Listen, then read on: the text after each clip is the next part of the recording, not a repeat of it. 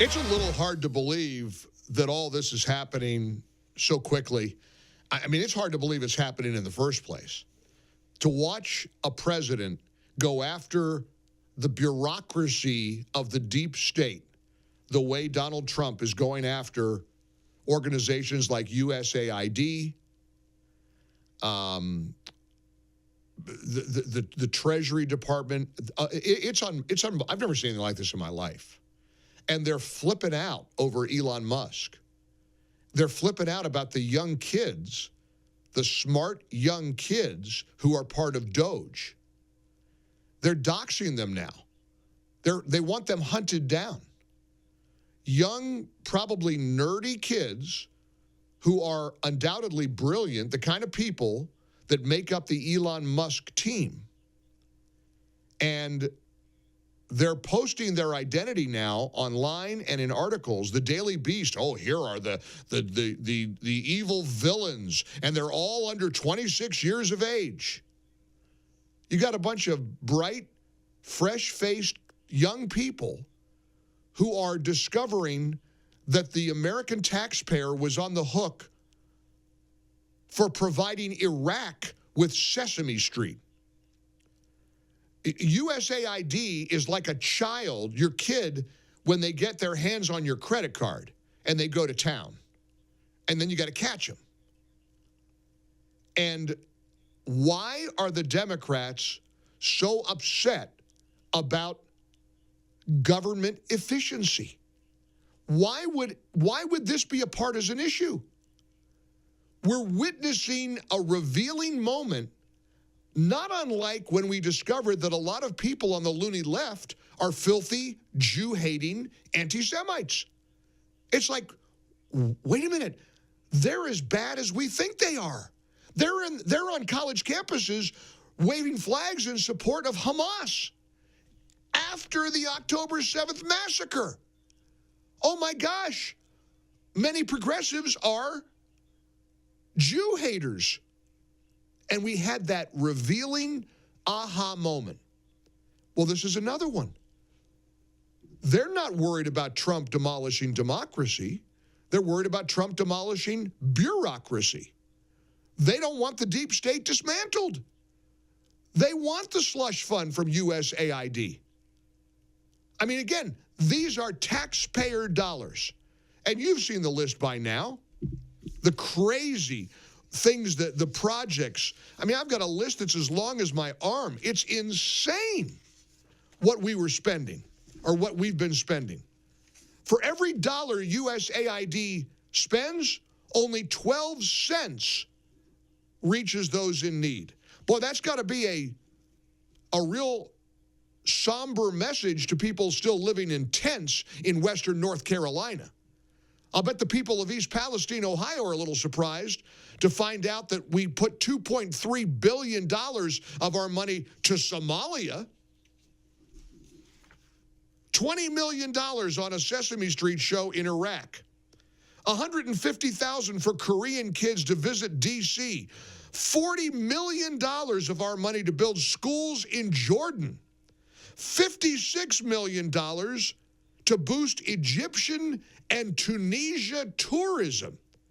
$11 million to tell the Vietnamese to stop burning their trash.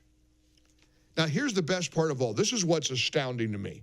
They're not hiding their disdain for an attempt at government efficiency at all. Look at Chuck Schumer. Chuck Schumer been at the game a long time. This guy knows exactly what it's all about. Been a politician for 1,000 years.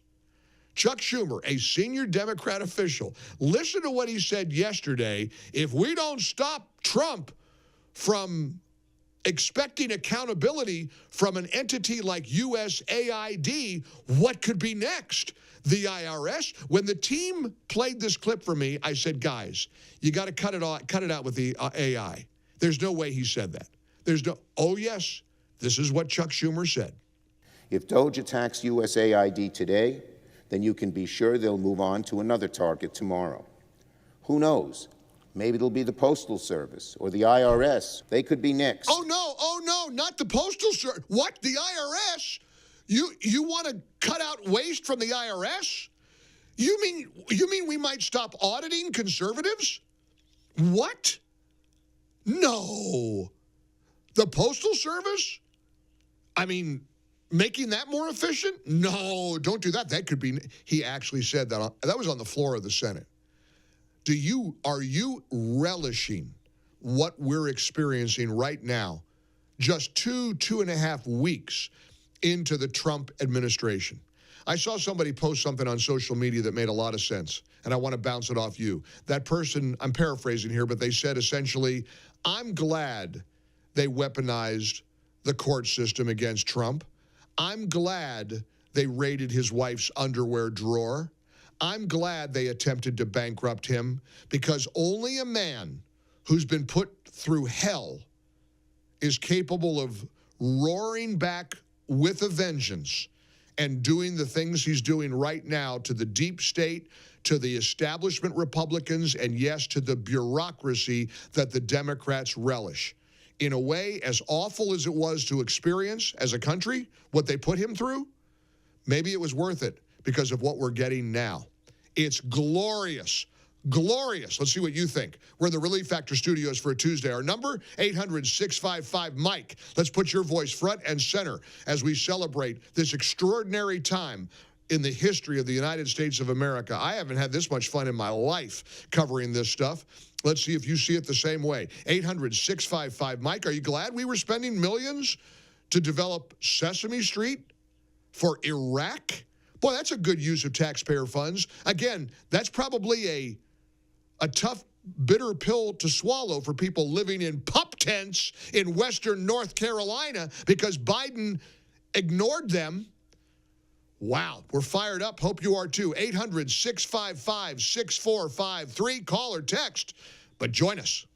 Trump wins, huge victories for him in the so-called tariff war. Oh, the tariffs, all the smart kids were saying, we're going to pay so much more for guacamole. Oh, no. Chuck Schumer waving around cans of Corona. And they're just like that. Mexico said, no, we'll put 10,000 troops on the border. Just like that, Trudeau said, we'll have a fentanyl czar. We'll do better at this, Mr. President. President Trump will do better. We'll acquiesce. So there's a 30-day pause. 10,000 troops on the Canadian side of the border, 10,000 troops on the Mexican side of the border. Trudeau's going to list cartels as terrorists. Canada and Mexico both caved, and don't believe the disgustingly corrupt mainstream media that wants you to think that Trump blinked. Trump blinked. These people are nuts. They're absolutely out of their minds. Just like the protesters along the 101 in Los Angeles. Did you see those doozies yesterday? We haven't even gotten to those people yet. So riddle me this, Batman. If you want to stay here and you don't want to go back to Mexico, why would you fly the Mexican flag and burn the American flag? Explain that to me like I'm 2 years old. Talk slowly.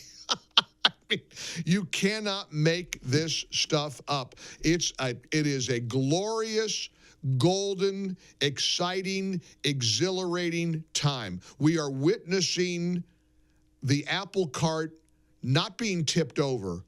It's the apple cart of the deep state apple cart is being blown up. Mike's in Lansing, Michigan. We'll start there. Hey, Mike, welcome aboard. Hey, Mike. Hey, how are you? I'm great. How are you? I'm good. You know, you're right. We are in a golden age, and I look at the left now, and they're entitled, they're delusional, and they think this is the way government should be. And for us to even worry about them, give them their couple seconds and then just tell them, okay, you know what, it's time. It's the golden age. Enough. This is all part of Trump delusion syndrome. I know. I mean, they're so irrational. They're going to, if he cures cancer, they're going to figure out a way to complain about the way he cured cancer. Unlike Joe Biden, who always falsely claimed he'd cure cancer. It's an analogy. You know, it's a figure of speech, but it's true. If he walked on water, they'd say he's too stupid to drown.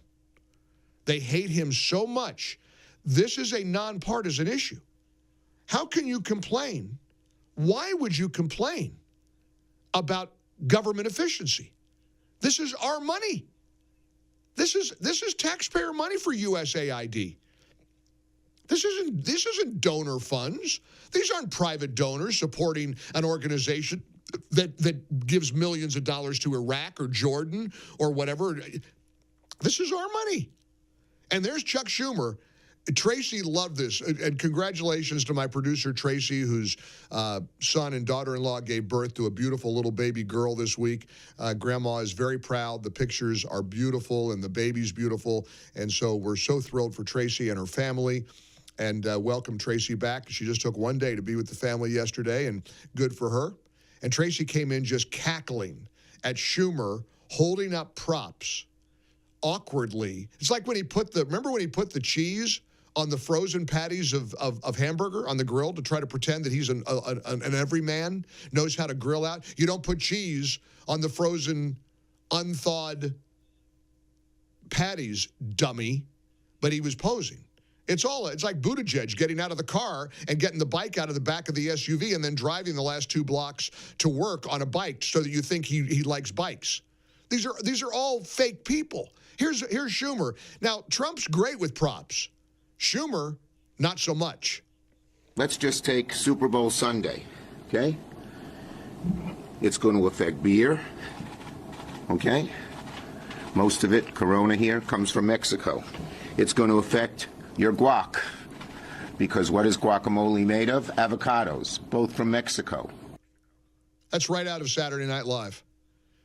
You ask anybody in America if you're going to pay like 0.6% more for a can of Corona, or you're going to have the streets cleared of dangerous people who might rape your wife or murder your kid, I think you might pay a little bit more for guacamole or cans of Corona beer. Now, that's Schumer's attempt to scare the American people. I've never seen anything like this in my life. This feels too good to be true. And often things that feel too good to be true aren't. So what am I missing here? What am I missing in witnessing what we're witnessing?